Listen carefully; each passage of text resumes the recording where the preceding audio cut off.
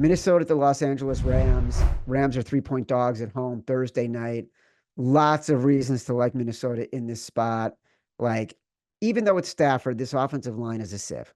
31st in pass block ranking per PFF. We know Brian Flores is going to bring pressure. Rams are bottom third in pass coverage as well.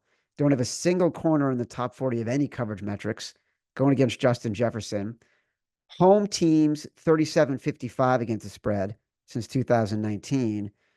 And then we got the public road faves, 61% against the spread the past 2 seasons.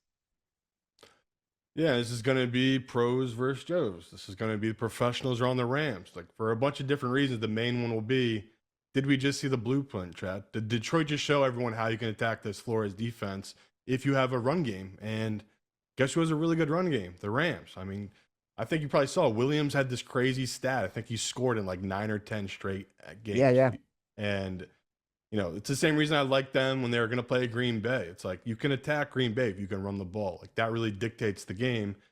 Would they lose by 5 points in that game? So I have the same view here of this Minnesota team where, Sam Darnold probably haven't given enough respect and love. Like, you go back and watch that Lions game, he played really well. And even on throws that weren't great, he was starting to have the best receiver in football in Justin Jefferson. So, like, he knows that when in doubt, when the pressure's in his face, just put the ball up to him and just trust his receiver to make a play. And that's really been the difference of this Vikings offense this year. I mean, they've been so good. So I'm with you. I'm very tempted to take Minnesota, especially after the loss, but can't change, Chad. This is who I am. Last week I gave out Denver because it was a good number. I think they were 2 when we talked about it. And it's like, if this was 2.5, I probably would take Minnesota because that's a nice number. But I'll be patient here. This has to get to 3.5. Who's betting the Rams with me? No one but the pros. So I'll be patient, hopefully get a better number.